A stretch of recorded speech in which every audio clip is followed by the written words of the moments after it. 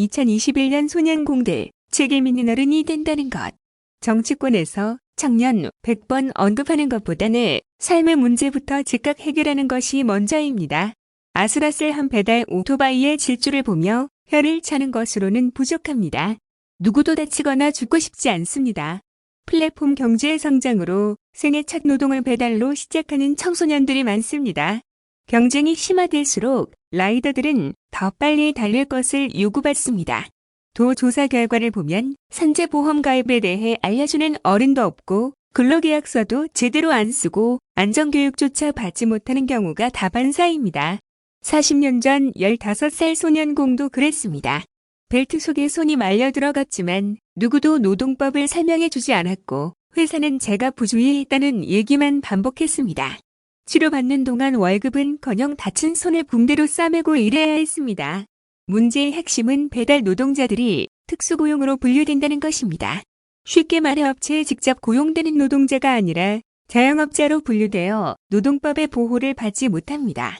법상으로는 16살 사장인데 현실은 일상적 갑질의 노동법 사각지대입니다.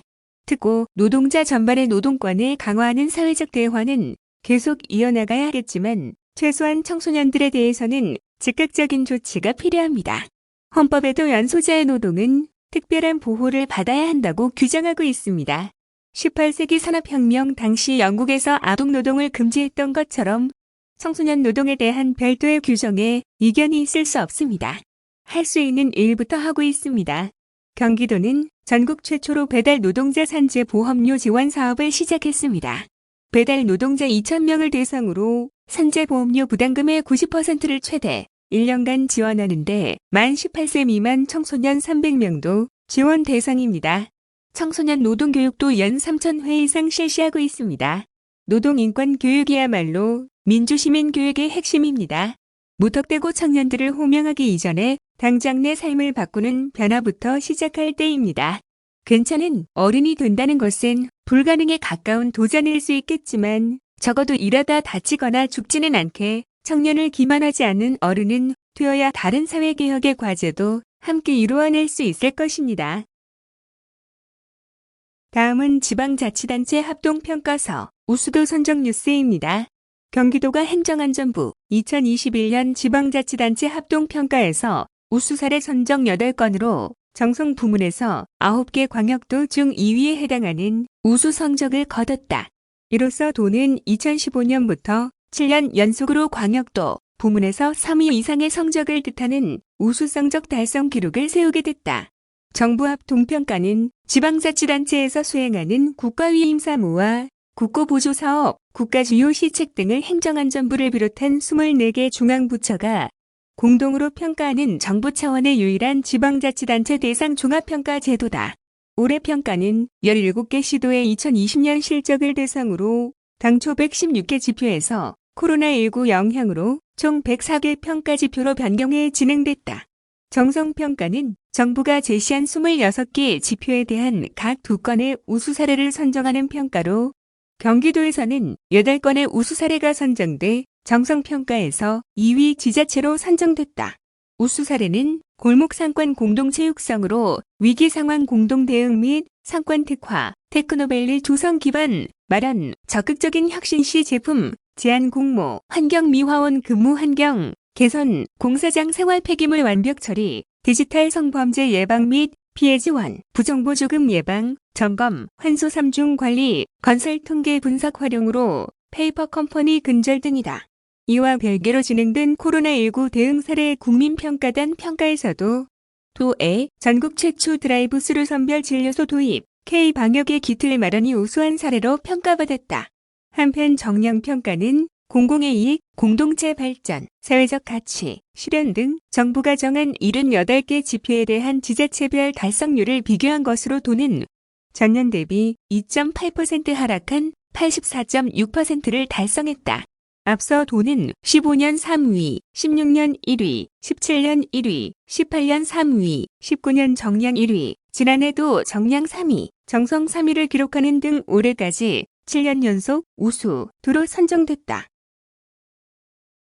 다음은 올해의 전국 최고의 공동주택 뉴스입니다. 국토교통부에서 주관하는 공동주택 우수관리단지 평가에서 경기도가 추천한 수원 오드카운티 아파트가 최우수 단지에 선정됐다.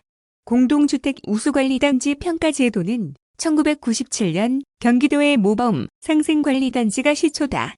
이후 각 지방정부에서 공동주택 우수관리단지를 선정한 데 이어 2010년부터 전국 아파트를 대상으로 국토부가 인증하는 제도로 확대 운영되고 있다.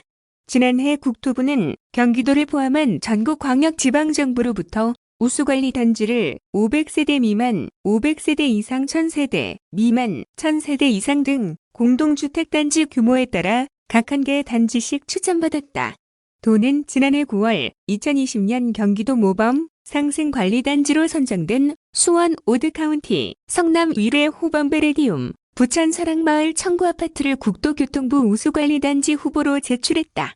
국토부는 우수관리단지 선정평가심의위원회의 1차 서면평가와 2차 현지실사를 실시했고 공동주택 규모를 통틀어 최우수 단지를 선정했다.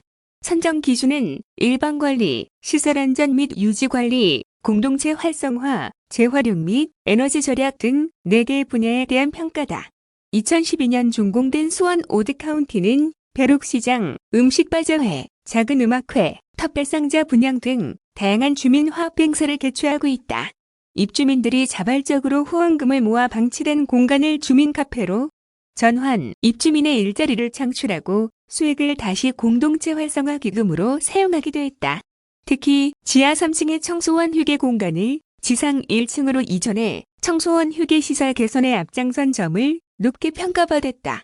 신욱호 경기도 공동주택과장은 경기도는 공동주택의 자치관리 기능을 강화하고 올바른 공동주택 주거 문화를 정착하기 위해 매년 모범 상생관리단지를 선정하고 있다며 코로나19로 인해 어려운 와중에도 국토교통부 최우수관리단지로 선정되는 가시적 성과를 거둘 수 있었던 것은 입주민 여러분의 상생협력과 적극적인 협조로 인한 결과라고 말했다. 코로나19로 시상식은 열리지 않으며 우수관리단지 인증패는 우편으로 아파트에 전달된다.